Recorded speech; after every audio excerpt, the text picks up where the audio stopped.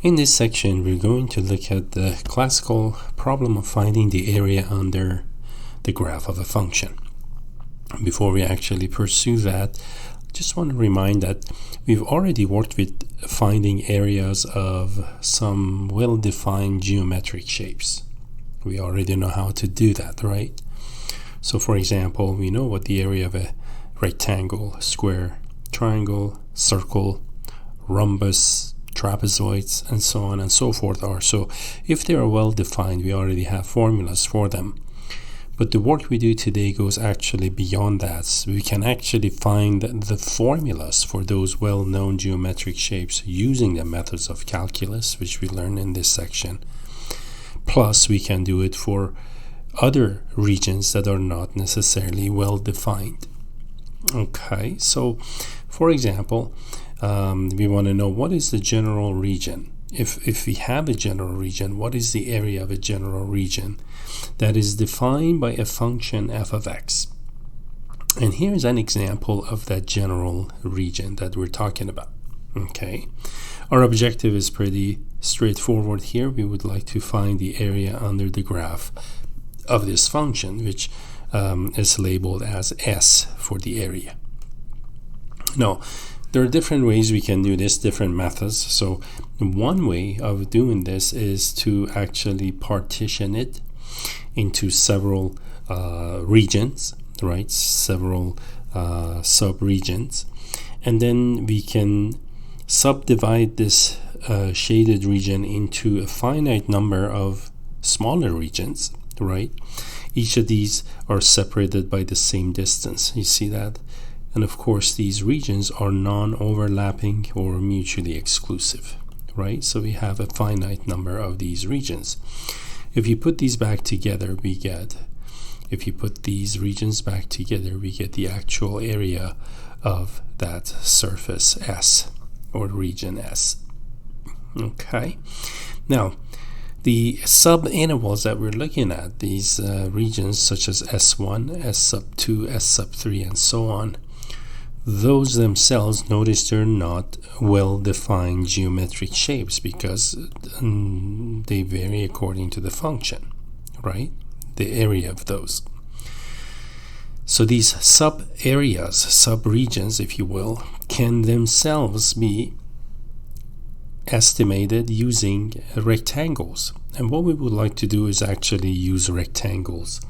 We could use trapezoids, for instance, right? So if I use a trapezoid in this region, suppose I'm looking at the region S1 here. So if I use a trapezoid method to do that, I can extend that height, and there you go. So the trapezoid actually approximates the area under the curve pretty accurately. The part that it's missing is that ever small distance right there, right? That's that small region, I should say, not distance. Okay, but again, our goal is to use rectangles. So we're going to use rectangular regions to approximate the area. Okay, so how is this going to work? Now remember here that the area of sub-region S sub 1 is approximately equal to the area of region 1 given by the rectangle. They're not the same. As you can see, we have some overage here, right?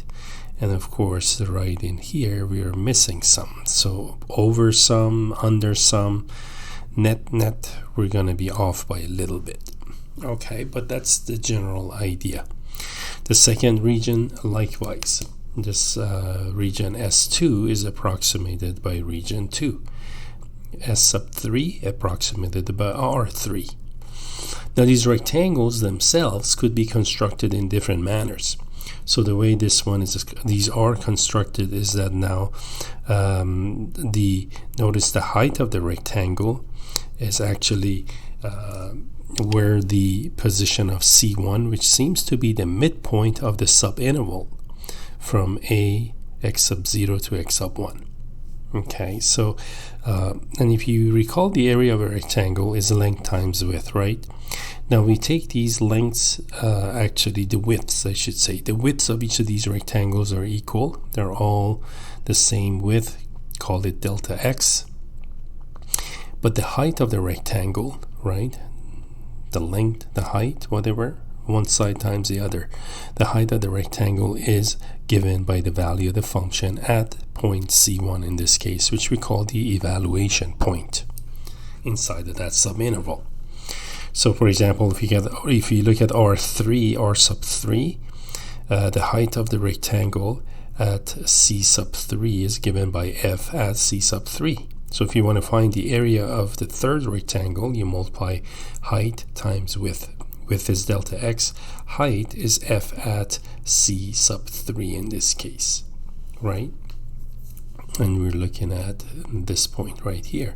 That point has coordinates C3 and F at C sub 3. So to find the height, which is the y value, you just evaluate function at F C sub 3. Okay, and so on and so forth. So what about the kth? This is the kth rectangle, right? The kth rectangle has an area that's given by again, length times width, or in this case, height times width. Height is given by F at C sub k at this point. That's the height of the rectangle. And the width of it, of course, is always fixed. We take it to be equal widths in our work for now. Okay, so that's going to be the area of the kth sub-rectangle, which is given by this formula. So it's going to be F C sub k times delta x. So you can kind of see now how this is going to unfold. And some of the rectangles, of course, depending on the shape of the function, some of these rectangles come very close to the actual area. Others are going to be off somewhat. Okay, so for example, if you got R2 actually is doing a good job. We're overshooting a little bit here, right? Overestimating. But that's not bad. Now, we can conclude, therefore, we can generalize that the area, the A is the actual area. Okay, that's what the region S was. The actual area of region S is approximated by the area of n rectangles in this case. So we got, this is the area of the first rectangle, second, and so on. This is the kth, or in this case, the nth rectangle. Okay, and we can actually write this expression using summation notation. Okay, right in here. Remember, the Greek sigma stands for the sum of whatever that might be summing. So in this case, we're looking at the sum of rectangular areas, beginning with the first rectangle, going all the way to the nth rectangle. And each rectangle is of the form width times height, right? Delta x, that's the width of the rectangle, and F at C sub k gives you the height. So the product gives you the area, and sigma means you add them up. Now, of course, because we are approximating here, right, the area doesn't equal to, but it's approximately equal to a finite sum of rectangular segments.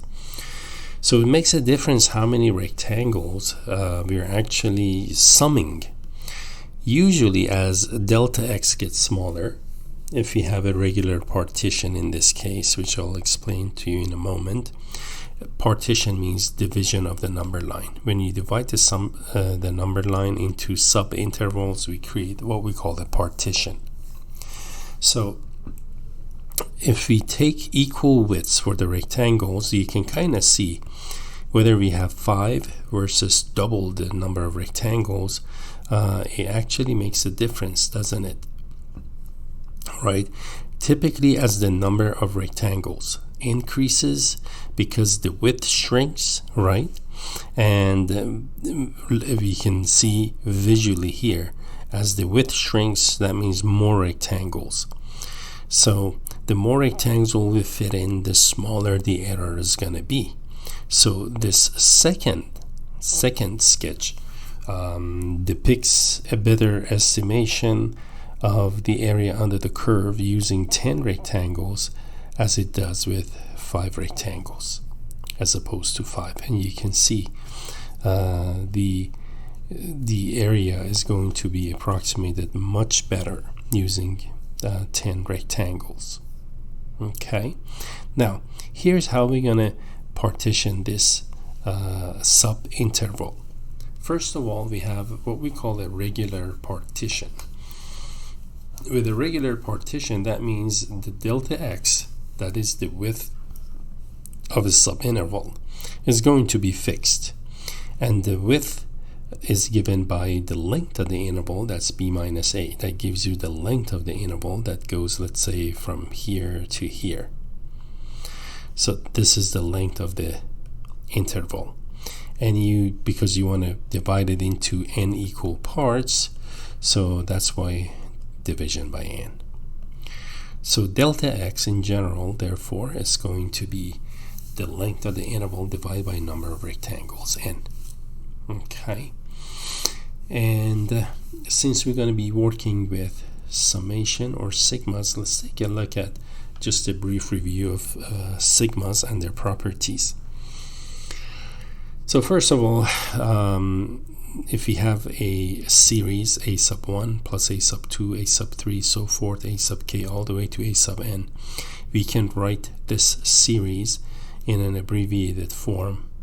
Right, we can write it in an easier form using summation notation, and there we go. We have sigma a sub k, k runs from 1 to n. Okay, and that's what this is. It's just a shorthand way of writing this lengthy expression. Now remember, k is called the index of summation, 1 is the lower limit, n is the upper limit of the summation. Okay, and so that's what that is. Now in our work, usually it starts with 1, the lower limit, but it need not start with 1. Okay, sometimes we may start with -2, -1, but when we're doing the work for the area under the graph of a function, usually we start with 1. Okay, and then we have these what they call the summation formulas.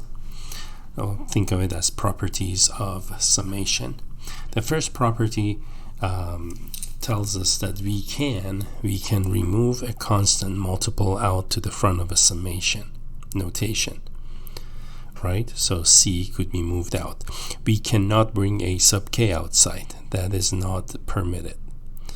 If you have anything in front of a sigma that has or ties in with the index, you cannot bring it outside. Okay, so the second, third properties, you can combine them into one, call it plus minus. So in this case, you have sum of addition, right? These are the addition and subtraction rule of summation. Okay, so we have sum of a plus b. You can write it as the sum of each of their sums of a plus the sum of b. Okay, so the sum of a plus b is sum of a, sigma of a plus sigma of b. Same thing works with subtraction. Okay, so let's take a look at an example here.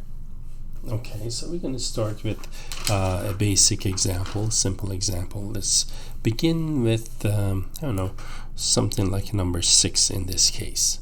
A simple function. This is a quadratic function, the basic parabola we're looking at. Okay, now in this exercise, the question reads, you are given a function f, an interval from a to b. Notice our interval, by the way, has to be a closed interval. Okay, and a number n of sub-intervals into which the interval from a to b is divided, each of length delta x, b minus a over n. In other words, we have a regular partition. And point C sub k, remember point C sub k here is what we call the evaluation point. That's the point that actually builds the height of the rectangle. Okay, using that point.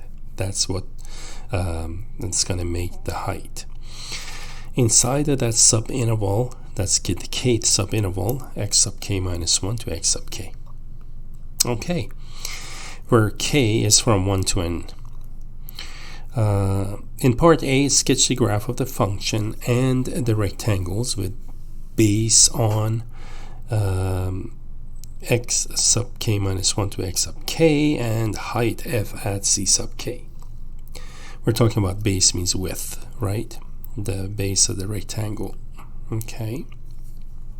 Base times height, I guess that's what they're thinking. And in part B, find the approximation of sigma fck delta x.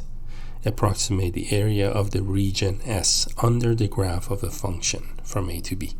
Okay, and notice, by the way, the evaluation points change. They could be left, midpoint, or right point, endpoint of the interval.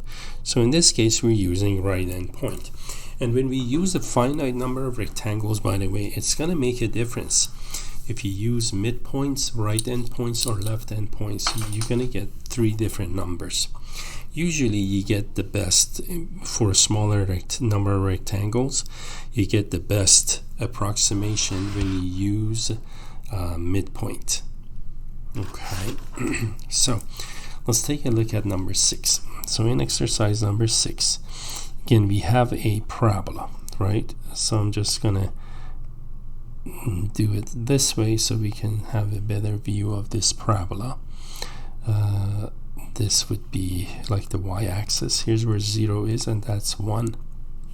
Okay, now we're gonna partition this into n equal 5. It means we need 5 5 rectangles, right? So I'm gonna go 1, 2, 3, 4, and we'll adjust it. We'll make it 5 like that.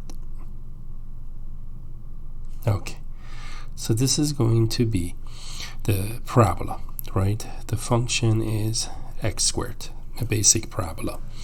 The interval goes from 0 to 1, and we have partitioned it into 5 sub-rectangles. So here's how we're going to construct these rectangles. Now, we were told to use the right endpoint, correct? So we're going to use the right endpoint. That's how we construct a rectangle. So here's how we construct it using the right endpoint. You start at here, at the right side, extend the first, extend this side of the rectangle, because these are equal widths. So this would be at 4/5, right? This is 1. Each of these will be 1/5 wide. Okay, and again here, delta x, which is the width of a rectangle, is b minus a over n. B is the upper limit, a is the lower limit in our interval, divided by number of rectangles, and there you go. So the width of each rectangle is 1/5. Now, to create rectangles by using the right endpoint, I just did this one. The next rectangle is going to go like that, and the next one, and the next one, and the last one. There you have it. So notice, in every case, we are overestimating the area. True? If you look at, for example, right in here, that's the area of a rectangle, whereas the area of the curve is just what's below the curve. The crosshatch is what's common. So this one is overestimate. Just from that rectangle, every one of these rectangles has its own overestimates, right? Okay, now let's actually find the area. Okay, actually let's approximate the area. So the area of the region is approximately equal to the sum of f at your evaluation point C sub k and then delta x. Okay, and number of rectangles starts from 1 goes to 5. K goes from 1 to 5. Now we can actually write each f at C sub k. So that means I have f at C sub 1 when k is 1, delta x, f at C sub 2, delta x, f at C sub 3, f at C sub 4, and f at C, let's see, I've got 1, 2, 3, 4 f's at C sub 5, delta x, right? Because k goes from 1 to 5. Now, because each delta x is the same, we can actually factor a delta x out, right? And just do f at C1, f at C2, C3, f at C4, plus f at C5. Okay, now delta x is 1/5, right? Now f at C1, C1 means f at 1/5 because that's where the right endpoint is. C2 is the second interval's right endpoint. That would be f at 2/5, plus the third one would be f at 3/5. The one I have shaded, its height is going to be f at 4/5, right? And we're looking at this one, the one that's actually shaded. I shaded. And finally f at 1, right? That's 5/5. And then we're going to plug into our function now. That was x squared. So f at 1/5 x squared, so you get 1/5 squared plus 2/5 squared and so on, plus 1 squared, right? 2/5 squared, 3/5 squared, 4/5 squared, 5/5 squared. And this is going to be 1/5 times like 1/25, right? Sorry. Okay, so sorry about that. I don't know what happened to my notebook, but I fixed it. Okay, so this is going to equal to, scroll up, it's going to equal to 1/5 times x squared, so that means 1/5 squared plus 2/5 squared plus 3/5 squared and so on. Well, might as well write 4/5 squared plus 1 squared. And the area, all of that you add up, you should get 11/25. Okay, when you add them up and then times 1/5, that's what I got. And there you have it. So the area of that region is approximately 11/25. Now later on, what we would like to do, we would like to be able to actually find the exact area, but for now we're kind of laying the groundwork for what's coming. Okay, this is going to be our basis for more advanced work. Let's take a look at one more here, number 12. So in exercise number 12, now the function is cosine x between 0 and pi over 2. So if I do a rough sketch of cosine, 0 to pi over 2 looks like that, right? The other part of it, remember, it goes like that. We're just interested in 0 to pi over 2. So here's x, or interval, 0 to pi over 2, and this is 1. And in number 12, we want 4 rectangles, and we choose the evaluation point C sub k to be the midpoint. So our interval is from 0 to pi over 2. 4 rectangles, true? So my rectangles, therefore, this is going to be half, half of half, and there we have half of half. And there, we're good.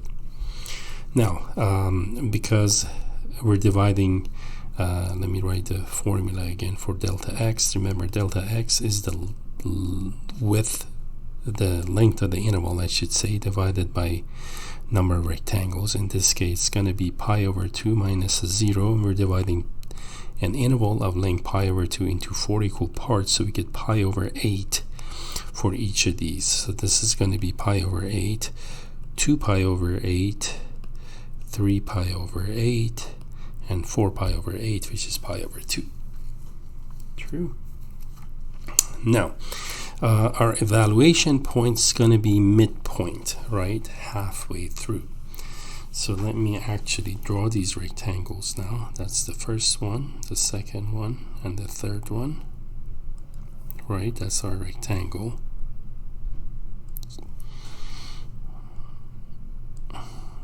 Okay.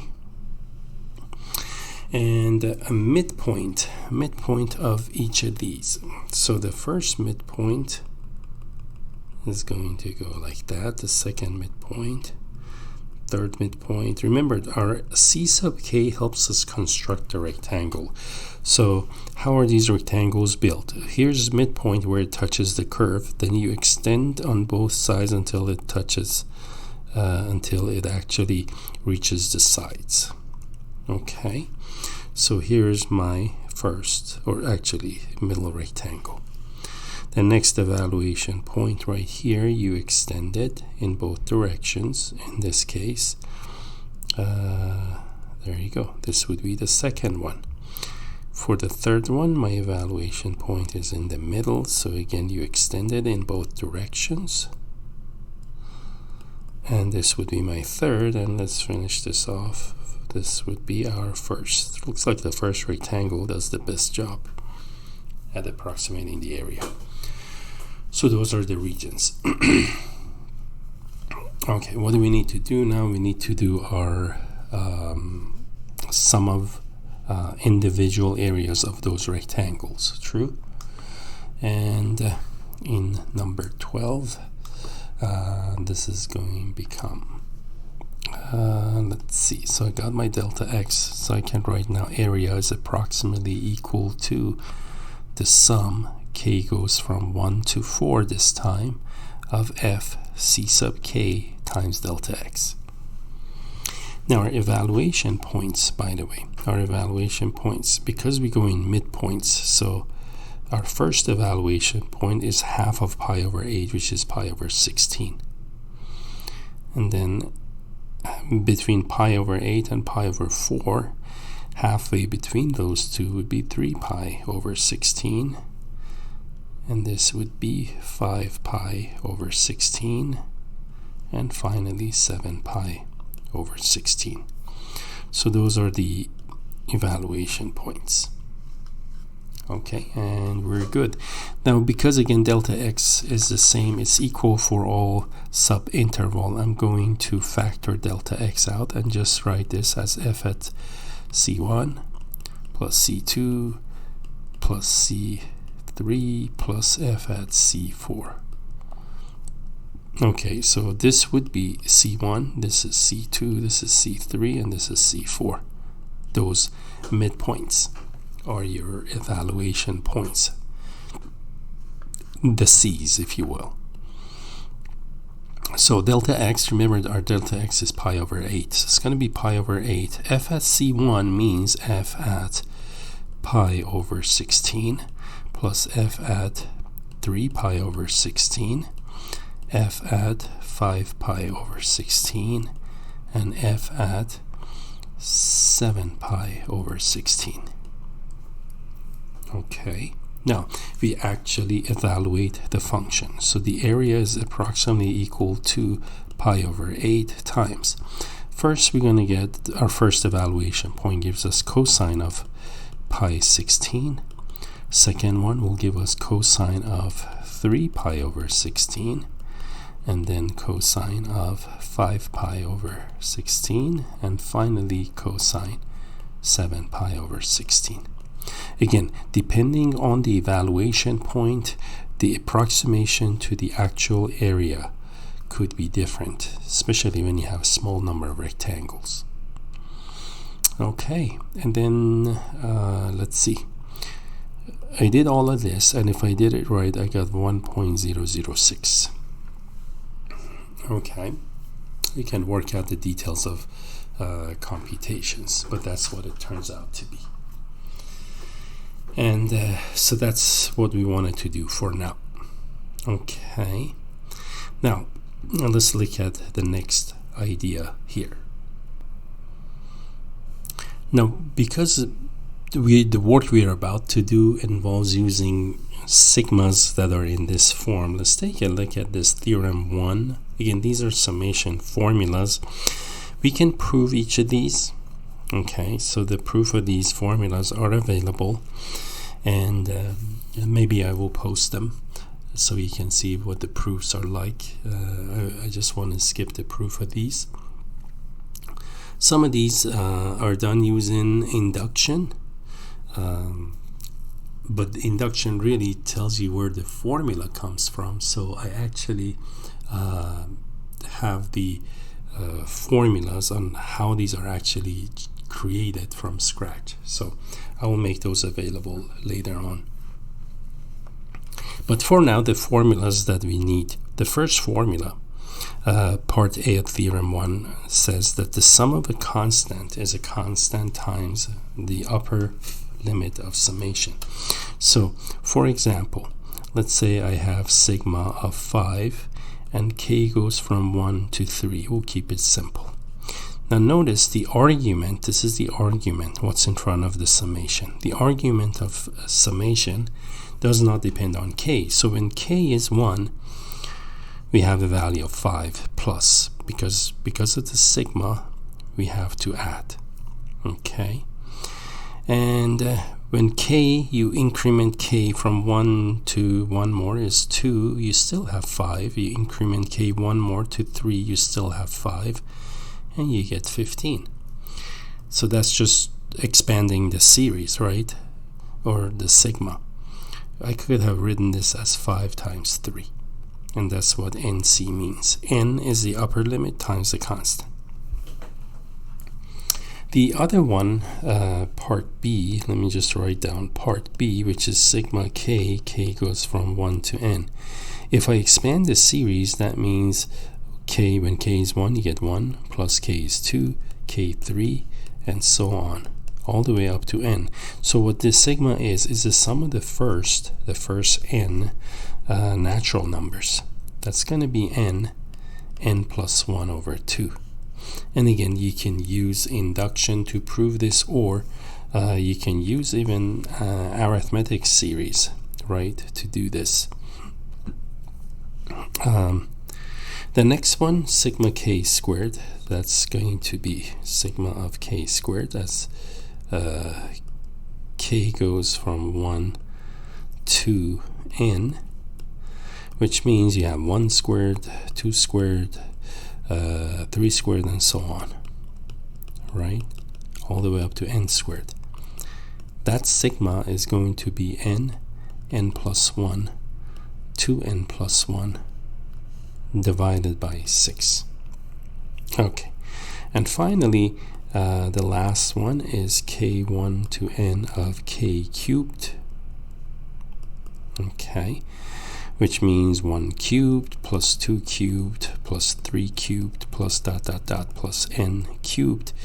That total is going to be just like the first part A, n plus 1 over 2. Only square it. And there you have it. See, it's the similarities.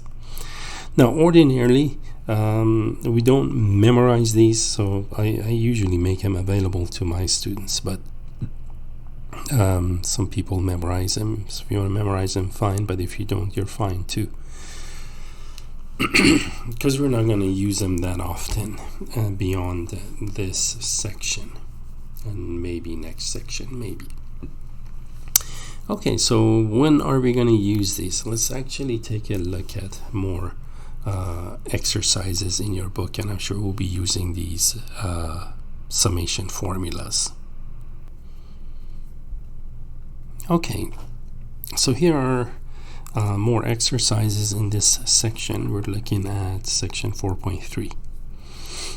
In the first segment, numbers 13 through 20, the question reads expand and then evaluate the sum. Expand and evaluate. Okay, so it means we don't want to use formulas. So number 16, when we expand this, expand tells us what that series really means, what the summation means. So you remember, you start with the lower limit of 1, so k is 1, 1 plus 1. And then you add. The reason you add is because of sigma. Sigma is a command to add. You then increment k from 1 to 2. That's 2. Then k is plus 1. 2 plus 1 plus. And then you go 3. 3 plus 1. So you count, increment, count, increment. 4. 4 plus 1. And then increment by 1. We get 5. Count it. 5 plus 1. Once we reach the upper limit, that's the signal that we stop. And then we actually evaluate, call this S for the sum. The sum is going to be, well, first sum is going to be 1 by 2 is 2. Second one is 2 by 3, 6, 3 by 4, 12, 4 by 5, 20, 5 by 6, 30. And that total, if I do it right, I get 70. So there you go. The sum is going to be 70. In number 20, we're doing sigma k1 to 4 of k times sine k pi over 2. Okay, so for this one, we begin with k1. So the sum is 1 times sine of k is 1, so you just get pi over 2, plus 2 times sine of 2 pi over 2, plus 3 times sine 3 pi over 2, finally plus 4 times sine 4 pi over 2. Now sine pi over 2 is 1. The next sum is pi, that goes to 0, sine 2 pi. Remember, zeros of sine are k pi multiples. So you go 1 plus 3 times sine of 3 pi over 2 is negative 1, and so the whole thing is negative 2. Okay, so for number 20. And that's all you're doing, just playing with definition of summation. Now let's take a look at number 22. In number 22 now, the question, we want to rewrite the sum using sigma notation. Do not evaluate. Now when we rewrite these, as we try to rewrite them, we often look for a pattern, right, in order to rewrite this. So the pattern that we see in this one, if you take a look at number 22, what is the pattern that emerges? Right? See, I've got 2, 2, 2, 2, and so on. So I would say we definitely had 2 times something here, right? Now, beyond the 2's in front, you get 1, 2, 3, 4, 5, 6, 7, 8, 9, 10, like that. So we're just going to call that k, right? So for number 24, it looks like, 22, it looks like I have just 2k, don't I? And k goes from 1 to 2 to 3 all the way to 10. So it's k from 1 to 10. And that's what that is. The sum is 2k. Let's take a look at number 24. In exercise 24, we have 1/5, 2/5, 3/5, 4/5, 5/5, 6/5, and all the way up to 8/5. Now, what's not changing is the denominator in this one, true? The denominator is not changing in number 24. So I'm going to write this as sum of, I'm going to have fractions.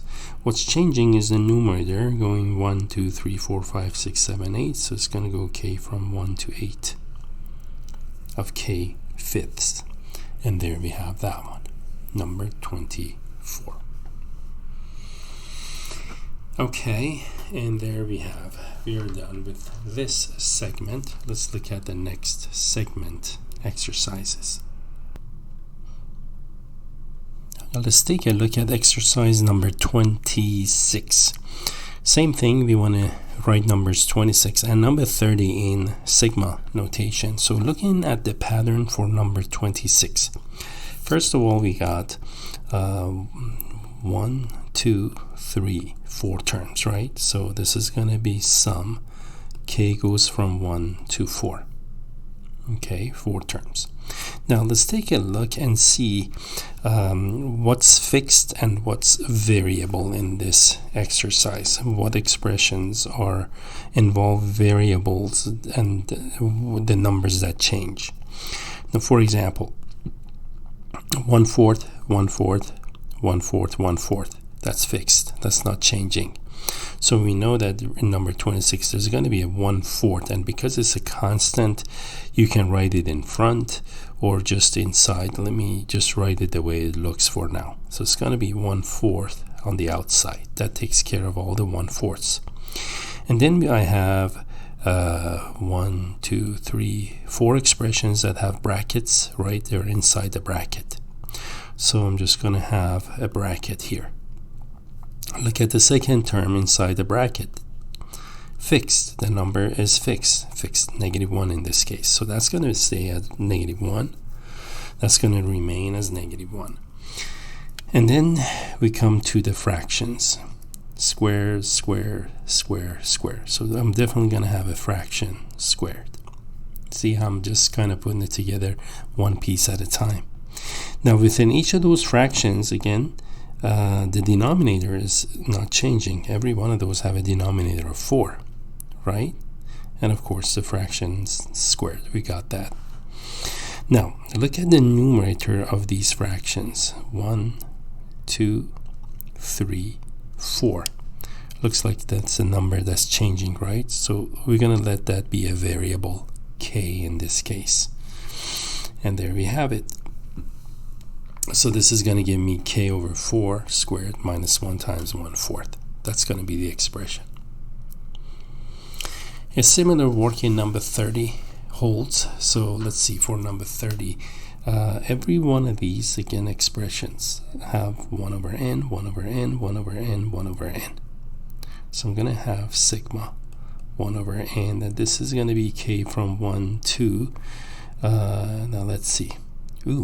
For this one, because I don't have, like in number 26, I had 1, 2, 3, 4 add-ins, right? 1, 2, 3, 4 add-ins.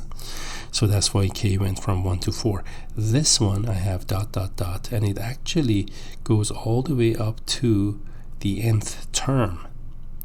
Okay, so for number 30, then I'm just going to go k goes from 1 to n. In upper limit is not going to be a number. And then just write down secant squared. So every term has secant squared, and then there's a parentheses. There's 1 in a parentheses and a fraction. All fractions have denominators n. And again, just like number 26, the numerator is what's changing in each fraction, right? 1, 2, 3, 4, 5, all the way up to n, right? So in this case, what's changing, we could represent that with k. So k becomes 1, 2, 3, 4, all the way up to the upper limit, n, which gives you that. Okay, and we are good. This is it. That's all we had to do with this one. Now in exercises 31 to 38, we're going to do 34 and 38. It reads, use the rules of summation and summation formulas to evaluate the sum. Okay. And the rules that we had as we go, I recall what the rules were. That's theorem 1, parts A, B, C, D. Remember that one? That's the one. Okay, number 34, we have k going from 1 to 40 of k times k squared minus k. Now one thing we don't want to do is we don't want to plug in 1, evaluate the expression, plus 2, evaluate, plus 3, evaluate, all the way up to 40. We don't want to do that, because then you're going to have 40 expressions you want to add, and we're not really using the quote-unquote rules, if you will. So that's not how that's done. Then how is it done correctly? Well, we need to work with the sigma. I'm going to actually multiply k throughout by the binomial, so I get k cubed minus k squared, right?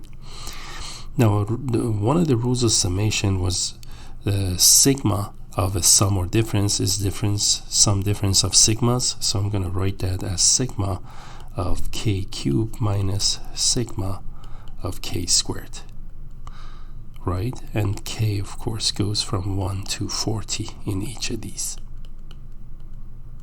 Good. Now, we had theorem 1, we had summation formula for k cubed, right? K cubed, let me recall that.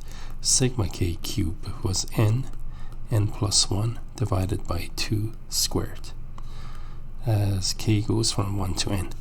The other formula we had was for k squared, right? Sigma of k squared, that was n plus 1, 2n plus 1 divided by 6, as k ranges from 1 to n. So there you go. Those are the two that are applicable here. So I'm going to write the sum is first n, and remember in this case n is 40, right? N is the upper limit of summation. N is 40 here. So for the first part, it's going to be 40 times 41 divided by 2 squared. I just did k cubed here, where n is 40, minus k squared. You have a formula here for that. N is 40, so that's going to be 40 n plus 1. 2n makes it 80, plus 1 is 81, times 81 divided by 6. The first fraction evaluates to 672,400, and the second fraction is 22,140, for a total of 650,260. And there you go. That is using the properties, right? Theorem 1, using rules of summation. Let's take a look at number 38 now. In exercise number 38, we want to evaluate sigma 1 over n, 1 plus k over n squared, as k goes from 1 to n. So let's simplify this one now. First, I'm going to bring the 1 over n outside the summation because it acts as a constant with respect to variable of summation, which is k. And then I'm going to expand within summation the binomial. We get 1 plus twice first by second plus second 1 squared. Okay, and there we have this one. K goes from 1 to n. Next, I'm going to actually work each of these terms. So this is going to be 1 over n. And then we have sigma of 1, the first term in parentheses, right? So I'm just going to write this as, how about this? Let me write that sigma 1 plus sigma 2k over n. Again, 2 over n is constant with respect to k, so I write it as sigma k plus 1 over n squared sigma k squared. Okay, and all of these sigmas go from 1 to n. So I'm going to leave the index out for now. Okay. Next step, the upper limit, remember, on every one of these is n, and lower limit k is 1. So one of the theorem 1 part 1, one of the parts of that theorem said the sigma of nc as k goes from 1 to n is n, or sigma of just c, sum of a constant, is going to be n by c. Well, the constant is 1, my first summation. So that's just going to be n times 1, nc, plus 2 over n, sigma k is going to be, we had the formula theorem 1, for that, n plus 1 over 2 plus 1 over n squared, n plus 1, 2n plus 1 divided by 6. Again, that theorem 1 that we used. Okay, and let me hold on. All right, now within the bracket I can simplify the expression within the bracket. Okay, and how are we going to do that? Let's see. So I'm going to write the sum. That's what sigma means. The sum is 1 over n times n, and we can divide out the 2's here, right? What else? That's good enough. Let's actually, to save a step, let's get LCD and combine all three fractions. The LCD of 6n squared, n, and this one we need to build to whatever the LCD of these two are, which is 6n squared, right? Okay, now first we need to build n to the denominator of 6n squared, so I'm going to multiply n by 6n squared. See, the result is like multiplying by 1. So that's the first one. Plus the second one, to build this fraction, it already has the n, it needs to become 6n squared. So I'm going to multiply top bottom of this fraction by 6n, and that would build it 6n times n plus 1, right? And of course it's going to be 6n squared, right? Because I'm again multiplying the top bottom by oh, it already has an n, sorry, so it's just going to be n, right? Let's see, again, this is what I did. It's like doing 6n, so we have 6n squared and just 6n on top. Okay, now for this fraction, the denominator is LCD, so I don't need to build it. I'm just going to add plus the numerator of this last fraction, which is n plus 1, 2n plus 1. And there we have this one. Okay, now let's distribute and combine like terms. So this is going to be 1 over n. First I get 6n cubed plus 6n squared times n plus 1. That makes it also again 6n cubed plus 6n squared plus distribute n plus 1, we get n squared plus n, and then FOIL it with 2n plus 1, right? This is what we're going to do. That's going to make it 2n cubed plus n squared, right? 2n cubed plus n squared, and then n to n is plus 2n squared plus n. 2n squared plus n. That's the FOIL. And what else? Divided by the denominator 6n squared. That's going to be 1 over n. Now, in the numerator, there are like terms. If I combine like terms, I'm going to get 14n cubed, right? You got n cubed, n cubed, n cubed. 6 and 2 makes 14, plus 9n squared. Okay, the n squareds are this one, and this one, and this one, right? 6, 7, and 2 makes 9. And finally, there's just that last n by itself, all over 6n squared. And we can factor an n from the numerator, right? And we just have 14n squared plus 9n plus 1 all over 6n squared.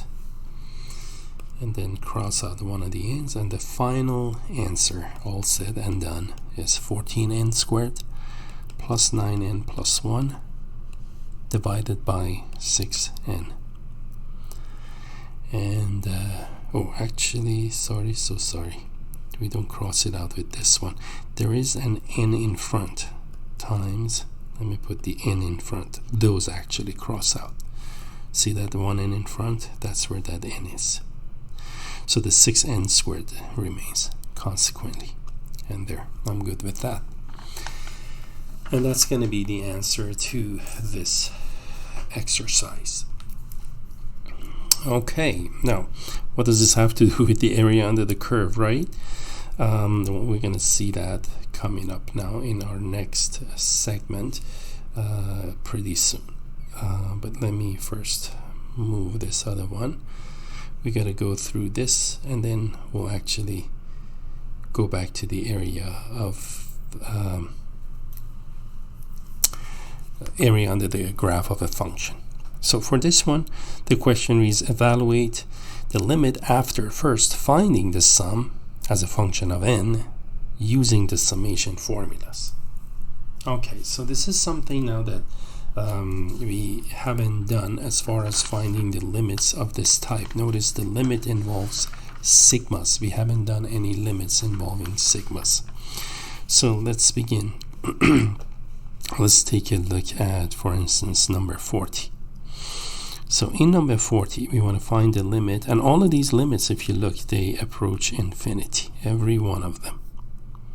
Okay, so we want to find the limit as n goes to infinity of the sum 1 over n cubed 2k plus 1 squared, right? K from 1 to n. Okay, number 40. So what do we need to do first? Now remember, the variable of summation is k. So at this point, I can write limit as n goes to infinity of 1 over n cubed. We're going to bring 1 over n cubed out in front of a summation. You cannot bring it in front of the limit because the limit depends on n. So we have to keep that n, that fraction, in front of the limit. But I can definitely bring it inside of the sigma. And while I'm at it, I'm going to square the binomial. So we get 4k squared plus 4k twice first by second plus second 1 squared. K goes from 1 to n. And then the limit as n goes to infinity of 1 over n cubed times. Now 4 is a constant with respect to summation, sigma k squared, plus the next 4 moves to the front, plus sigma 1. And remember, every one of these sums run from 1 to n, right? 1 to n. Okay, now let's do this. L, the limit as n goes to infinity, will be of 1 over n cubed.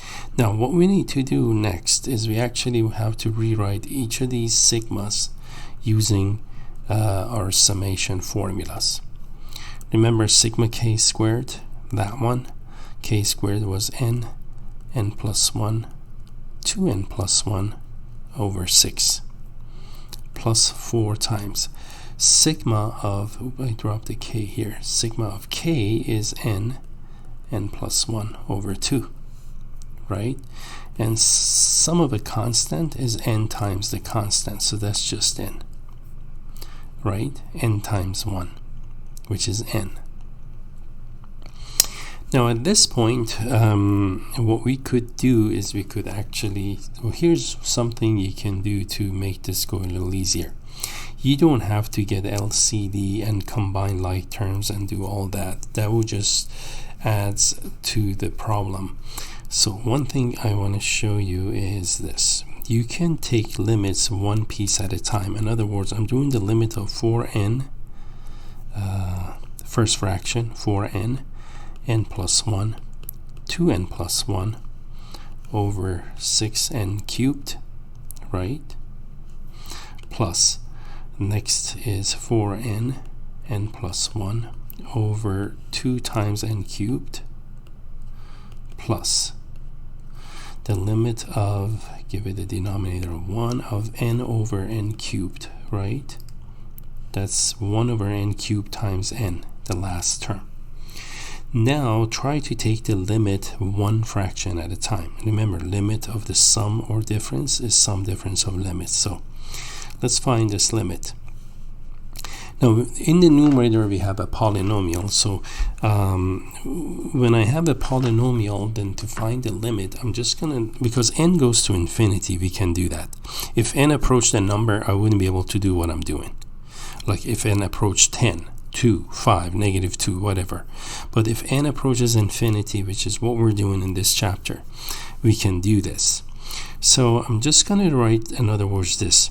When I think about doing FOIL, when you FOIL everything out here, the leading term in that numerator is going to be what? It's going to be 8 n makes n cubed plus ... Isn't that true? That's what the first term is going to be, right? Now, who cares what the next few terms are, because we're looking at as n goes to infinity.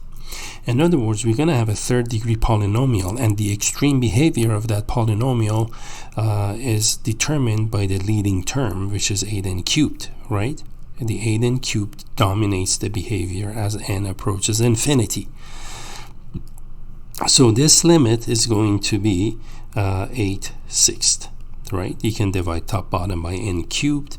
All of these lower degree terms approach to 0, right, as n goes to infinity. So we just get 8/6 plus the limit as n goes to infinity. Let's look at the leading term in this one. Well, there's only 2 terms, so I can go ahead and write both of those, plus the limit of 1 over n squared, n goes to infinity. The middle limit, this one, is going to be divide everything by n cubed, right? So it's going to be 4 over n plus 4 over n squared and over 2, right? We're dividing everything by n cubed there. In the numerator, this limit goes to 0, this goes to 0, this limit approaches 2. So you have 0 divided by 2, which is 0. Plus, the limit as n goes to infinity of this last expression is 1 over very large, approaches 0, 1 over infinity. So the answer to 6 is going to be, looks like 8/6, right? This is exercise number 40. Which reduces to 4/3. And there you go. That's how you find that limit. You see how that works? We'll take a look at number 44 next. Okay, in exercise number 44, let's work that one. And let me move this out of our way. Okay. So exercise number 44 goes like this. We want to find, again, the limit as n approaches infinity of sigma on n from k1 to n of parentheses 1 plus 2k minus 1 divided by 2n times 1 over n. Again, because the index of summation depends on k, not n. So anywhere there is an n, we can treat those as constants and bring them outside of the summation, not outside of the limit, because the limit depends on n. So that means I'm going to have 1 over n, and then I can write this as the sum of, let's see, I'm going to write it as sigma of 1 plus 1 over 2n, removing the denominator of the fraction, and then put in front of the sigma of 2k minus 1, and there we have it for this one. Within parentheses, actually, I can further break that sigma into 2 parts, right? And by the way, I'm leaving, let me just put the upper limits here. All of those k's begin with 1, plus 1 over 2n. And then I'm going to have times 2 sigma k minus sigma of 1, right? I went ahead and kind of wrote sigma of difference as difference of sigmas. All right. Next, let's work the formulas, the special summation formulas we had from our theorem. So sum of a constant is n times the constant, so that's just n, right? Plus 1 over 2n times. Next we have 2 sigma k, so that's going to be 2 times sigma of k is n plus 1 divided by 2 minus 1 over 2n, I'm distributing, and sigma of 1 again is going to be times n by 1, right? Sum of a constant is n times the constant. Now let's work this part out, and I'm gonna write it as limit as n goes to infinity of 1 over n of n plus. We can cross out the 2's, so in the numerator I just have n squared plus n divided by 2n, that's the 2n here, negative n times 1 is n divided by n, that's just minus 1/2. True? Okay. And let's see, what else? Next, I can actually distribute and combine the fractions. This one I don't mind combining because the fraction is pretty simple. The LCD is 2n, so that's going to be 2n squared plus n minus n. Okay, so our last step here, limit as n goes to infinity, divide by 2n, the fraction. Combine like terms, I get 3n squared. And those are opposites, so they add to 0. This one actually turns out, reduces a great deal. So it's 3n squared over 2n. So the limit as n goes to infinity, it's 2n squared, right? n makes 2n squared. And again, strictly speaking, the limit is infinity over infinity, right? But we can simplify this by dividing the numerator and denominator by n squared. And doing so will make this the limit of 3/2. And the limit of a constant is constant. So the answer is 3/2 for this one. Okay. And there you go. This is just working with the limits involving infinity, and of course with all of these have sigmas one way or another in front of them. Now, why are we doing this? In the next segment, we actually gonna take a look at a couple of these, so you see how what we just did will come in handy.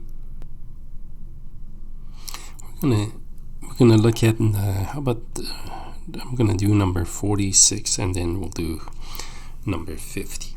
Okay, so in number 46 and 40 in that segment, the question reads, use the definition of area to find the area of the region under the graph of a function using indicated choice of c sub k. So let me actually copy and paste the definition of area from page 380 here. So this is the definition that's in the book. This is how we're going to define the area of a region under the graph of a function f of x. So here's how the definition reads again. Suppose we have a continuous function, non-negative function. That means the function sits above the x-axis. Okay, so we have to have continuous and non-negative function defined on an interval, closed interval from a to b. Suppose that the closed interval from a to b is divided into n subintervals of equal length delta x b minus a over n by means of n plus 1 equally spaced points. And of course, this would be the relationship between the subintervals. Okay, x sub 0 is your initial point, x sub n is the terminal point, the end of the interval, and of course x sub 1, 2, 3 up to x sub n, these are all the points in between, okay, which create the subintervals. Then the area of the region that lies under the graph from a to b is limit of an, and there you go. Notice we don't have anymore, we no longer have a approximately equal to a sub n, is what we've been doing. Because in this definition, when we say approximately equal to, we use a finite number of rectangles, right? And that's why the area is only approximation. But as n goes to infinity, and because the partition is a regular partition here, as n goes to infinity, that means for this one, that means delta x goes to 0. And as delta x goes to 0, then the sum of the areas of those rectangular regions under the graph of the function will actually add up to the area of this region under the graph of the function. Now we have 3 items I have underlined here. Later on, we're going to relax some of these assumptions that we have, conditions if you will, in that the function may have a finite number of discontinuities. The function does not have to be positive necessarily, and the regular partition does not have to be regular. So those delta x's need not be of equal widths. They could be varying widths. Okay, but for now, because we're talking about the area has to be positive, right? So that is the reason we want to have a non-negative function, so we can relate it to the area. Okay, so this is what we want to do in this segment of the exercises then. And notice the area is the limit of the sigmas, and that's why we just did a couple of exercises involving limits as n goes to infinity with expression involving sigmas. So let's try number 46. In number 46, the function is of course a linear function, which is pretty easy to work with. The closed interval goes from 1 to 3. And your evaluation point C sub k is the midpoint of the subinterval. Notice we do not have n, so we don't have a finite number of rectangles, so we're going to have to find a general expression for this. Now I can go ahead and actually graph this function. So let's say it's going to look like this. That's going to be slope is 3, and of course let me draw it more like that. Okay, so the slope of this function is 3, and the y-intercept is at -1. The x-intercept is going to be at what, 1/3, so this is 1/3, and our interval goes from 1 to 3. That means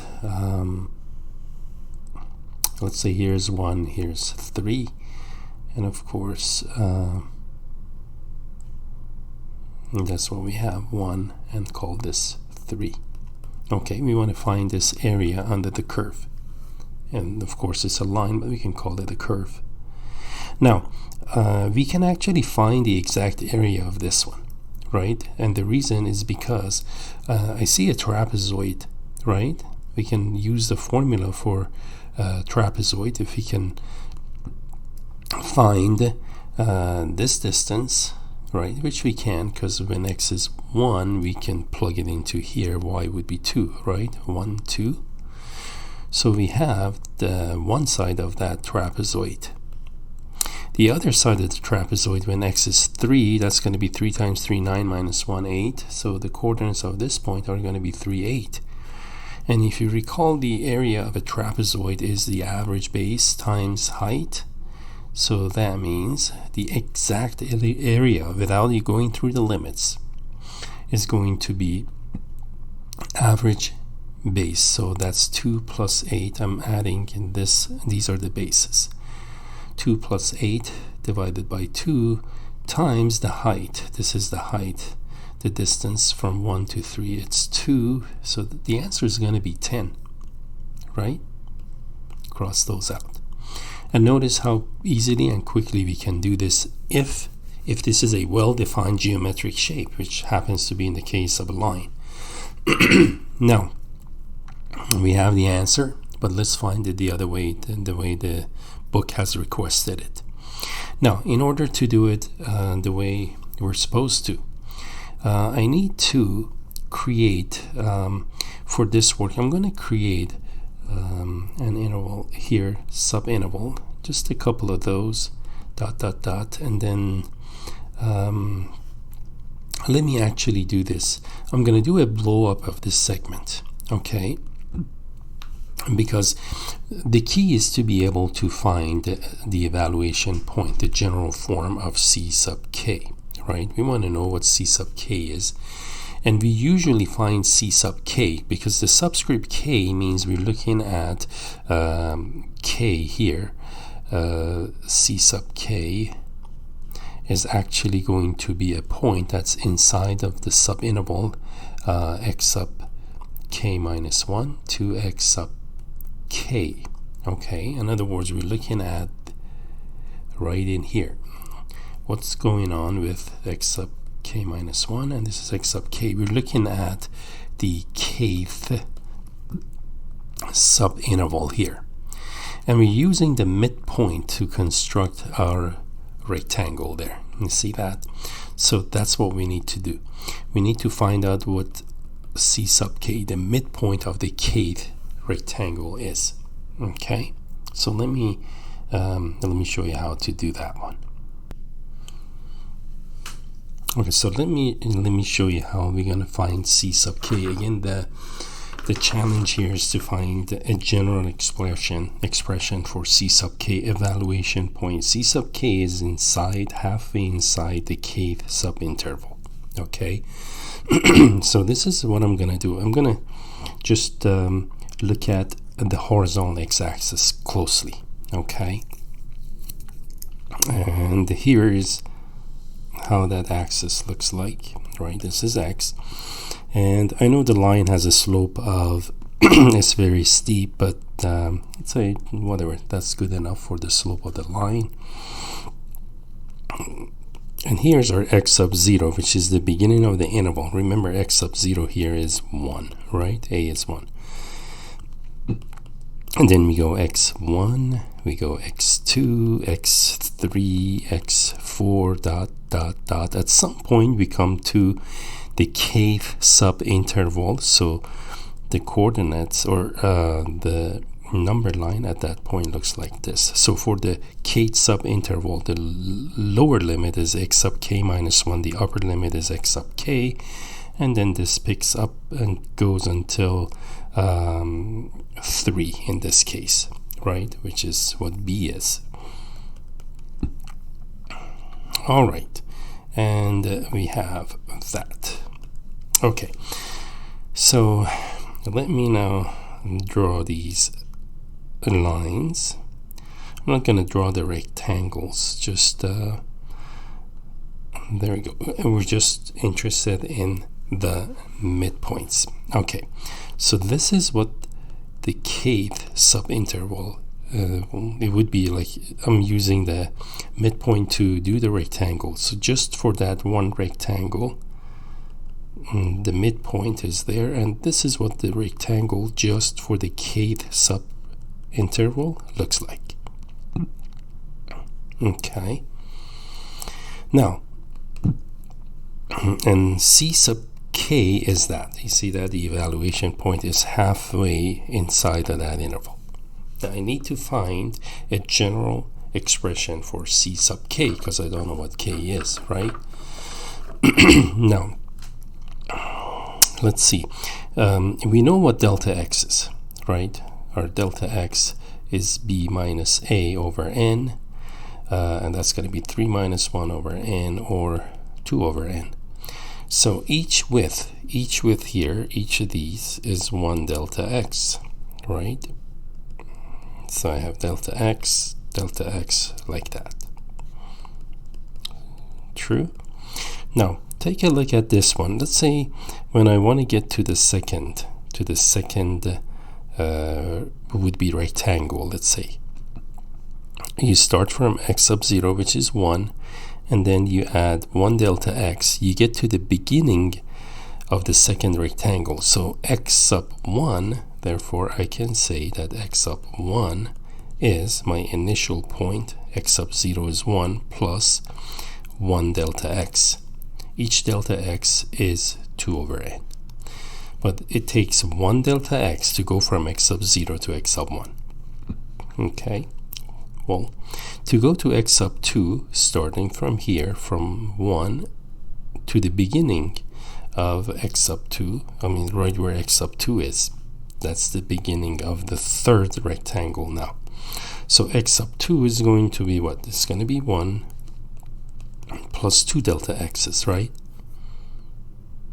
And to get to x sub 3, you got to go 1, 2, 3 delta x's from 1 to get there. See what I'm trying to do? I'm trying to generalize this, find a formula for the for x sub k minus 1. So to get to x sub k minus 1, notice for 3 it takes 3 delta x. For x sub 2, 2 delta x. X sub 1, 1 delta x. So we can generalize these now. For x sub k minus 1, therefore it's going to take 1, I can write it 1 plus k minus 1 delta x's to get to x sub k minus 1. And to go to x sub k, just to the right of that, true, to x sub k, you just go another delta x, right? Okay, so I can write x sub k as 1 plus k delta x's. That's one more delta x added, all right? It's k minus 1 plus 1 more delta x. So you go from k minus 1 to 1 more, and that's k delta x. Okay, now c sub k is the midpoint of that subinterval. So to find the midpoint using the midpoint formula, we're just going to average x sub k minus 1 plus x sub k divided by 2. Right? So what does that mean? That means c sub k is, here's 1/2 for the average. X sub k minus 1 is 1 plus k minus 1, and delta x is 2 over n. That's times 2 divided by n. Okay, plus x sub k, but then x sub k is this one, plus 1 plus k times delta x. And there we have now the expression for c sub k. All right, and what do we do next? We need to do the algebra inside. So let's say I'm gonna get the LCD, which is n. Let's see, so that's going to be n plus distribute, we get 2k minus 2 plus n plus 2k, right? The 1, that's how I get the n, because you can write 1 as n over n, and that's where this n comes from in the numerator. The other n goes to the denominator. All right. Now, combine like terms, so I get 1/2. N and n in the numerator makes 2n. 2k makes 4k, and then there's a minus 2 divided by n. I can factor a 2 in the numerator, and that's just going to be what? This is going to be n plus 2k over n minus 1. Right, well actually, yeah, because I factored the 2, that 2 is gone, 4, it's 2 inside, the 2 is out, so there's 1 inside. And let me just keep it the way it was, negative 1 over n. There you go. And that's what that is. Okay, and if you want, we can actually divide n by n, divide by monomial. Each of those numerators, each term in the numerator divides by the denominator, so that makes it 1 plus 2k minus 1 over n. Boy, that's just to figure out c sub k. We haven't done anything with the limit yet. For the midpoint, it's usually a little bit drawn out if the evaluation point is a midpoint. So this is what we wanted to do. We're not done by the problem. It's just we now have our C sub k. Now, what do I need to do next? I need to use the definition of area as a limit of the sums. Limit as n goes to infinity of the sum f C sub k. See, that's why we needed to do this. C sub k times delta x. And this goes from 1 to n. That's the exact area.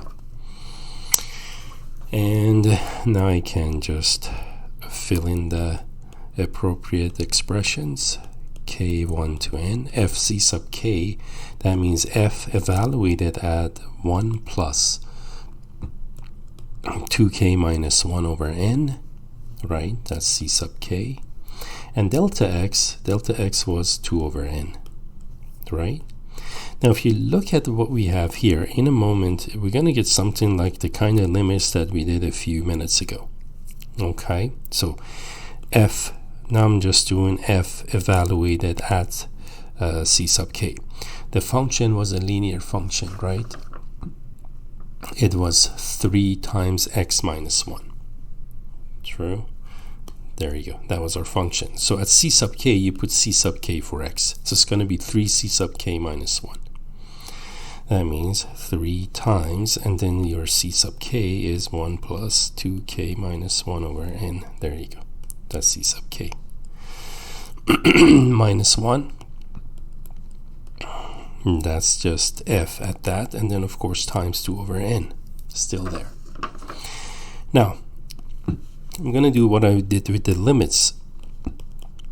That is, I'm going to bring 2 over n outside of the summation, because n, the index of summation is k, is independent of n. So we can bring 2 over n outside, and then that's going to make this sigma of. Now, when we distribute 3 times 1 is 3 minus 1, that gives me 2, right? So it's going to be 2. That's again 3 times 1 minus 1. And then distribute 3 times the fraction, right? What do I get? I get plus 3 times 2k minus 1 over n, right? And that handles inside the bracket there. And of course, the index goes from 1 to n again, right? And this is going to be the limit as n approaching infinity of 2 over n. Now, let's work the sigma. First, sigma of 2. 2 is a constant. Sum of a constant is n times the constant. So that becomes 2n, right? Plus, moving on to the second fraction, to this fraction now. Again, in the denominator we have n, so I can bring 1 over n outside of the summation for that one, right? And this is going to be 1 over n times parentheses times 3 by 2 is 6. I'm going to bring that outside of the summation, minus 3 times 1 is 3, so that's sigma of 3. And there, went ahead and distributed and separated the summations. Okay, and it looks good. Right, again, 3 times 2k is 6k, and 3 times 1 is 3. Now, what I need to do next is I need to write the formulas for those sums. Remember theorem that we had? So here's 2n plus 1 over n times 6. Sigma of k is n plus 1 over 2 minus 1 over n. I'm distributing 1 over n times sigma of 3 would be 3n. Again, the constant, sum of the constant is n times the constant. And there I have that. Now I need to tidy up this expression. So this would be the limit as n approaches infinity of 2 over n. Inside the bracket, we can choose LCD. It's going to be 2n, right? So that's going to be 4n squared plus 2n is in the LCD, the denominator. The numerator is going to be 6n squared plus 6n, distribute, and multiply 6n times n plus 1. Okay. Of course I could divide out the 2's here too. You know, I could have done that. I could have crossed those out. But that's okay. Negative. Had I done that, the LCD would have... Let me do that. Okay. So the LCD is a little easier to work with. Now the LCD is just n. Okay. It's just going to be n. And that's going to be 2n squared, right? Multiply top bottom, I have 2n by n. And next to that is now 3n squared plus 3 minus 3n. There. And almost done with this, folks. That's going to be 2 over n. Denominator n. Numerator combined like terms, I get 5n squared. Right? And those cross out. Divided by n. And that's going to be 10. 2 by 5 is 10. The limit of n squared over n squared. N goes to infinity. Again, technically that is infinity over infinity, but if you divide by n squared, top and the bottom, then it's no longer indeterminate form. The limit is 1, and the product of 1 by 10 is 10. Now, there you go.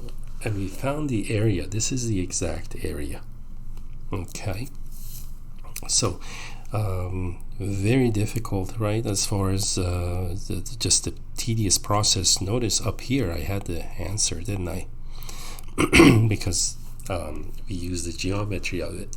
But this is how we want to do it. We're going to learn it to do it this way. Now, going forward,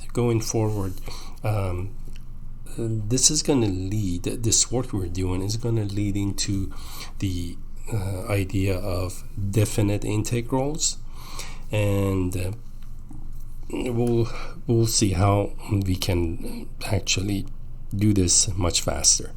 Okay, when we talk about definite integrals, we will relate these to indefinite integrals because we really don't want to find the area this way. It would be synonymous to using epsilon delta to find the limit. It would be synonymous to finding the limit of f at x plus h minus f of x over h. H goes to 0. Remember these work we did? Each of those, it was very difficult. For example, to use epsilon delta definition to find a limit, it was difficult, cumbersome. It was also difficult to find the derivative of a function using the limit of difference quotient. So that's the kind of work we're doing right now with finding the area using the limit of the sigma, limit of the summation. This way is a very difficult way of doing it, which we're doing it. Okay.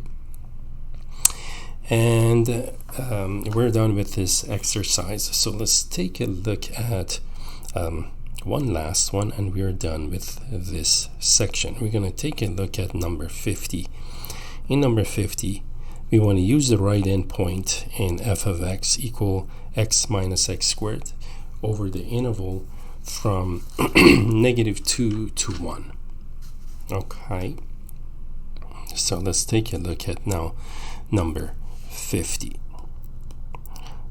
In exercise 50, the function f of x, hold on, my pen is acting again, f of x is equal to hold on, x minus x squared. the interval from -2 to 1. It's gotta be closed interval, right? And that's it. Oh, our evaluation point C sub k, again, we were told is the right endpoint. That tells us how to construct the rectangles. Okay, now we can right away find our delta x, right? B minus a over n. Oops, sorry. B minus a over n. That's going to be 1 minus -2 divided by n. And we don't know what n is, right? So our delta x is not going to be a number. It's going to be 3 over n. Now, let's take a look at the graph of this function. If we graph this function from -2 to -1, the graph's going to look something like this. Okay, that's what the graph's going to be. Of course, it's a parabola, right? So let me draw it more like a parabola. There, and there's this branch of the parabola going down like that. Okay, now this would be like -2, and this is 1. Okay, now this is not drawn to scale because -2 should be further out. But if I do my graph's gonna, let me rescale this. Let me actually graph this first, and then we'll work on it.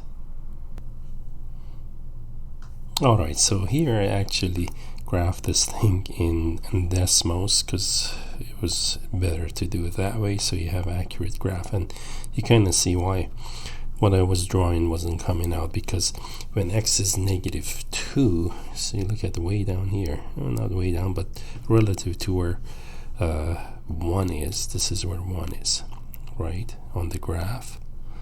I mean the x-axis, this is 1. So that's where 1 was. So relative to 1, this point is way down there. Anyway, so what I need to do again, I need to come up with C sub k. C sub k, we were told again, is the right end point. So let's take a look at a typical rectangle here. So for instance, let's say this is going to be my x sub k minus 1. This is x sub k. Your starting point here, we started the lower limit of an interval was -2, right? So that's going to be a, and that's going to be x sub 0 for us, right? There's x sub 0. Okay, I'm going to call that, let's say, x sub 1, x sub 2, x sub 3, and so on. And what we want to do in general, we want to know how many delta x's it will take to reach either left or right end point. We're told right end point. Again, the right end point tells us how to construct the rectangle. So this is how we want to construct it. You attach the right side, and this is my rectangle. See that? Using the right end point. If we use the left end point, it's going to be different. But again, using the right end point, you draw from right to left. This will be my rectangle. So let's see how this is going to work out. Again, to go from x0 to x sub 1, you go 1 delta x. To x sub 2, 2 delta x's. To x sub 3, 3 delta x's. So x sub 4, 4 delta x's. To get to x sub k, therefore, is going to be following the pattern. I'm going to have k delta x's, right? So I can say x sub k is k times delta x. And then, of course, you start from -2. So it's -2 plus k delta x's. We start from the left end point. And what is our delta x here? Again, remember our delta x is b minus a over n. And b is the right endpoint of the interval minus the left endpoint divided by n, makes it 3 over n. So negative 2 plus 3k over n. That's what x sub k is. Now what if the problem said to use left endpoint? For left endpoint, to construct it using left endpoint, you go from left to right, and see, now your rectangle will be on the outside. Let me redraw that one. Let's say I want to use left endpoint, means I go from x sub k minus 1 now. So this time the rectangle falls outside, right? It's overestimating now. Right endpoint, I'm underestimating. So if I wanted to do left endpoint, then you would use your c sub k evaluation point as left endpoint, would have been x sub k minus 1. And to get to that point, x sub k minus 1, that would have been negative 2 plus delta x, 3 over n, times k minus 1. You see that? It's how many delta x's it takes to reach to your evaluation point in general. And there you go. Okay, but again, for this exercise that we're doing in the book, they said use a right evaluation point. Okay. So now I'm gonna write what we have. I'm gonna reduce this. This is the takeaway from our work. Okay, that's what I want to take with me. And of course, let me when I shrink this, all those writings gonna shrink on the graph. You can enlarge it and take a look at them. All right, we're good to go, folks. So I'm gonna write my c sub k then.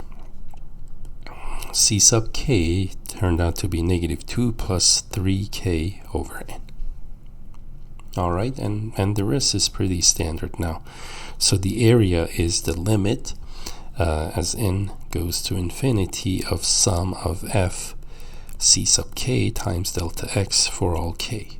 Remember, this is another way to write the index of summation. And we always assume for this work k goes from 1 to n. Just to have it written once, so in the future sums I don't have to write them. Okay, so that means the limit n approaching infinity of the sum f at c sub k means f at negative 2 plus 3k over n. Delta x was 3 over n, right? I mean, that's our delta x. And then what do we do? Well, now our function was x minus x squared, right? So we're going to write the limit as n goes to infinity of the sum of x minus x squared. So your x is c sub k, negative 2 plus 3k over n. That's x minus x squared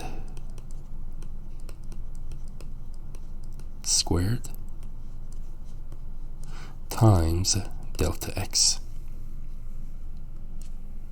All right, now we just got to do the work of simplifying the sigma.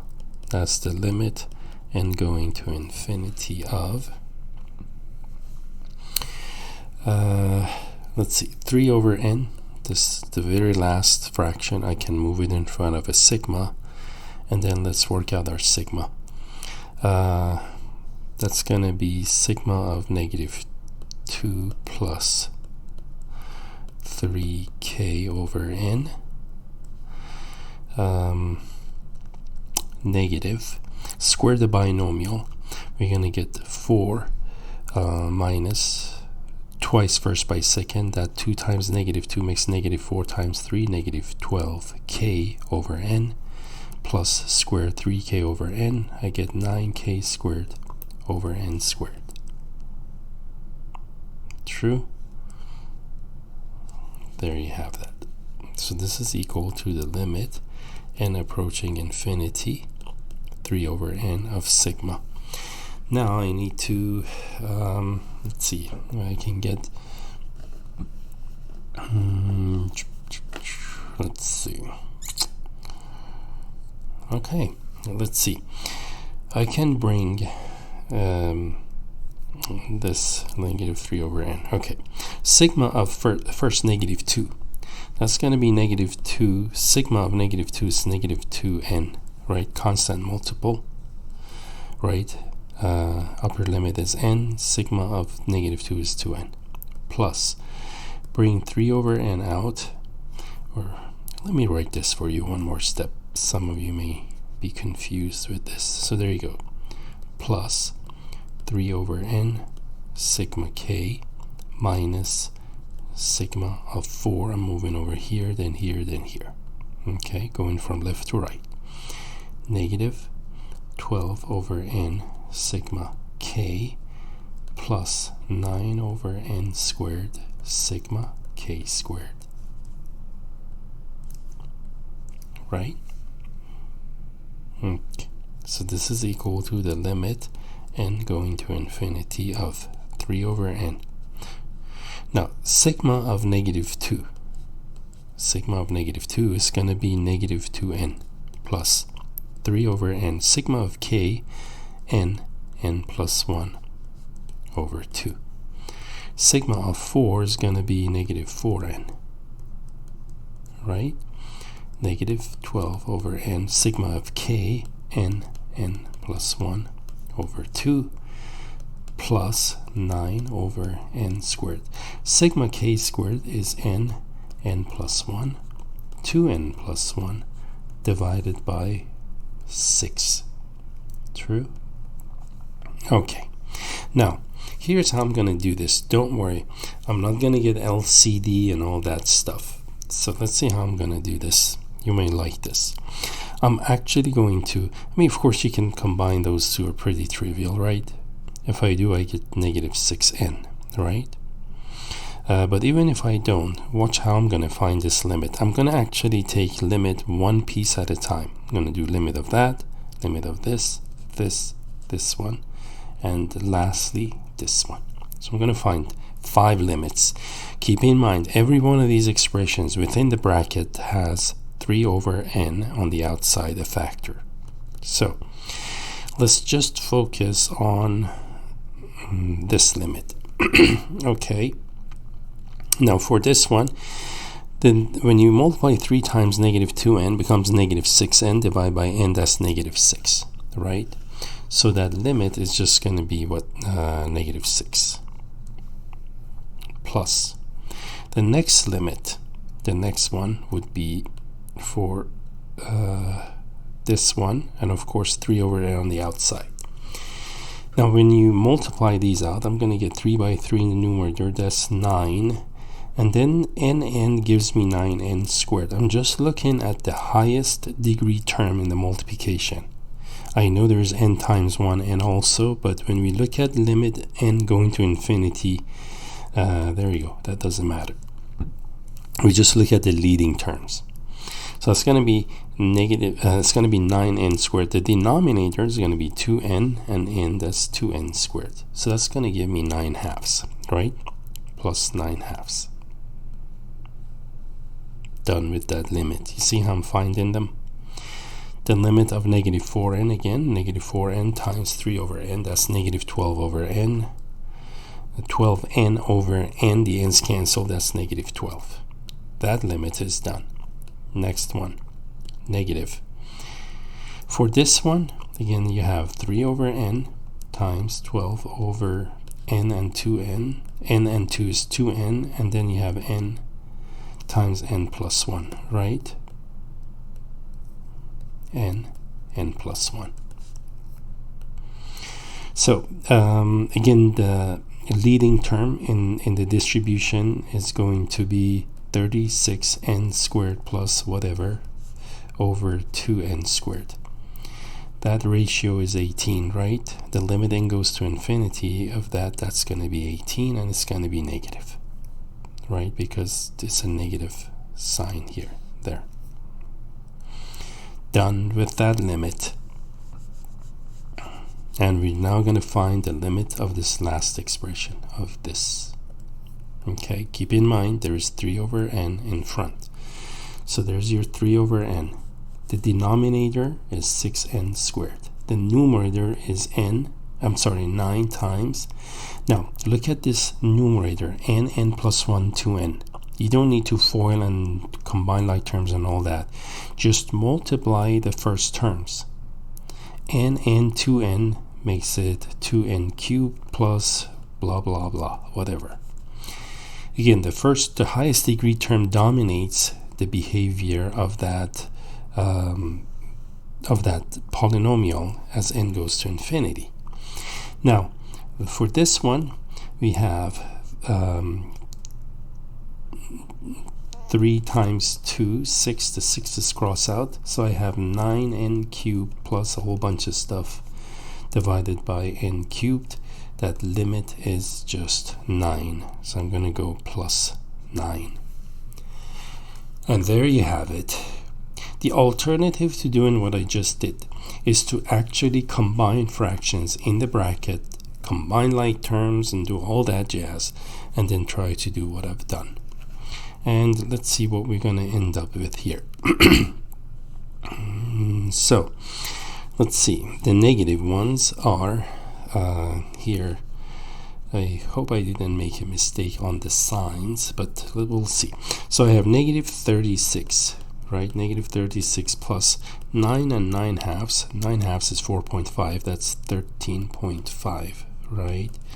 And let me check just to make sure that because it's so easy to mix up a sign here. So let me make sure I have the sign all done correctly here. Okay, actually here I just realized, there we go. Again, I did mention, I want to make sure I got the signs right there. That distribution, this should be a positive, right? So that means this was a positive. That's next to the last, so that's going to be a positive 18. Okay, now that's going to change it slightly. But I'm glad, we caught that one. So there you go. These would add to 0, right? And let's see what else. So we get 9, and this last 9, because I'm distributing the sign over again right here. This should be negative, right? Negative 9. Right, negative times positive is negative. This is the one I'm looking at right here. That's going to be negative. And that means this is going to make it a negative, and this is going to be a negative 9. All right, again, it's very important to keep those positive negatives in check. So I'm good with it. Negative 9 halves, and that should be the answer to this limit. So the area of that region is negative 9 halves. Now it's like, how can an area be negative? Well, you can see under the curve, this is a larger area that falls below the x-axis than the part that's positive up here, right? So it's for that reason. In this case, we just call that negative of the area to justify the negative, right? And that's what we have with this one. So there you have it. Sorry about this lengthy lecture, but again, this there's so much in this section that did really require we go through a lot of exercises to clarify a lot of these concepts. So with that, we are done with this lecture, and we are done with would be section 4.3.